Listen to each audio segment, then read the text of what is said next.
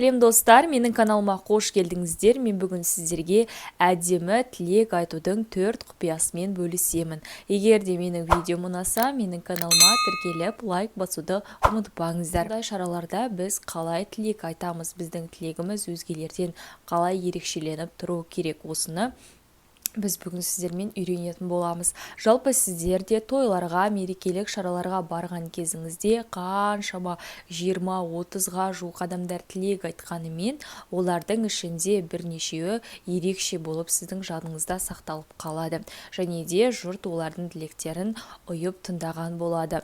Ал сіздің тілегіңізді болса ешкім тыңдағысы келмей, және де сіздің тілегіңіз ешкімге қызықсыз болып, өзіңізде оны айтқаныңыз үшін ұялып жатасыз. Ал егер де сіз әдемі тілекті және өзіңіздің шын жүрегіңізден шыққан тілегіңізбен бөліссеңіз, ол сіздің жалпы мерекелік шараның ұйымдастырушысына және соның иесіне тиесілі болса, онда ол оның есінде және де сол шараға келген адамдардың жадында мәңгіге сақталып қалады деген ойдамын. Тілек айтудағы ең маңызды кеңестердің бірі ол бізде обращение деп аталады, яғни біз ол адамды өзімізге қаратып алуымыз керек.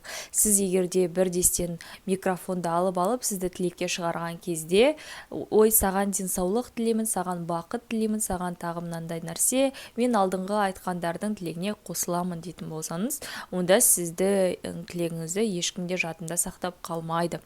Өйткені сіз ол басқалардан ерекшеленіп тұратын ештеңе айтқан жоқсыз, және де сізді ешкім тыңдаған жоқ. Ал егер де сіз ең алдымен оны өзіңізге қаратып алып, құрметті, мысалға коллективіңізде, мысалы Айдана деген қыздың ұзату тойы болса, құрметті Айдана және құрметті достар, құрметті Айдананың туыс-туғандары деген сынды өзіңіздің тілегіңізді жалпы осылай бастасаңыз, адамдардың барлығы да сізге қарап, бұл кісі не айтайын деп жатыр екен деп, барлығы да басын бұрып қарап сізге және де тыныштықты сақтайтын болады. Егер де тыныштық сақталмай жатса, кішкентай балалар сізге кедергі келтіріп жатса, онда балалар тыныштық сақтаймыз.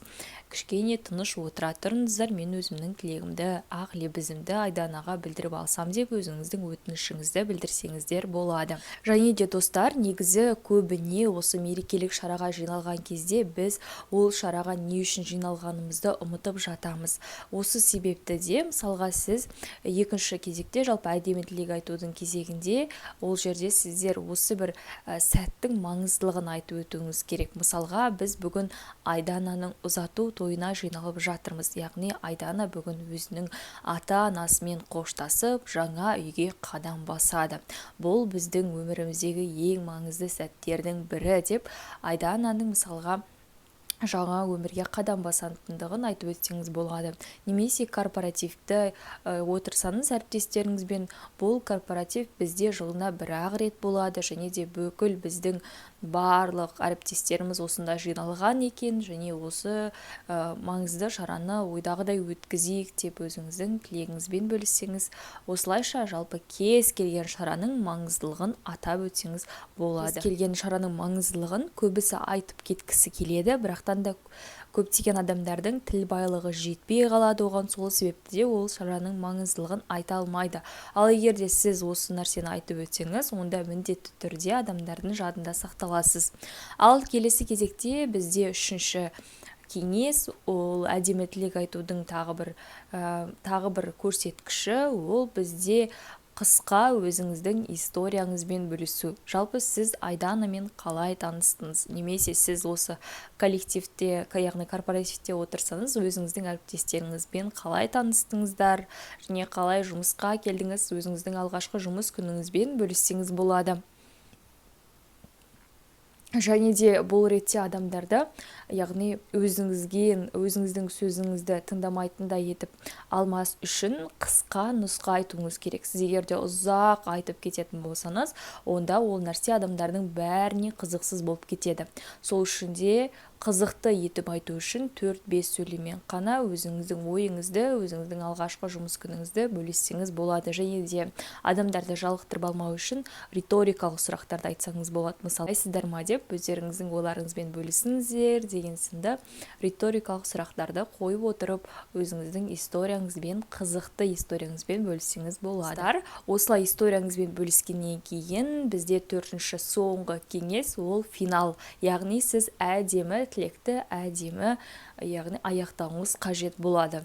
Ол үшін сіз мысалға Айдана туралы айттыңыз, яғни мен ол қызбен осылай танысып едім, сол кезде ол маған өзінің мейірімділігін танытып, алғашқы күннен өзінің көмегін аяған жоқ, және де ол өте мейірімді қыз, әрқашанда өзінің жан-жаққа шуағын шашып жүреді деген сынды өзінің әдемі қасиеттерін айтып өтсеңіз, немесе әріптестеріңіздің, немесе бастығыңыздың өзінің әдемі қасиеттерін тізіп шықсаңыз болады. Неде достар, сіз ол адамның әдемі қасиеттерін тізіп шығып, мысалға осындай керемет біздің мейірімді Айданамызға біз жаңа өмірде өзінің жан-жарымен бірге қол ұстасып, мәңгіге бір жастықта қартаюын тілейміз деген сынды, яғни ол кісіні мақтап отырып, бұған жақсы, шын жүрегіңізбен жақсылық тілейтіндігіңізді сіз айтып өтуіңіз керек деп ойлаймын.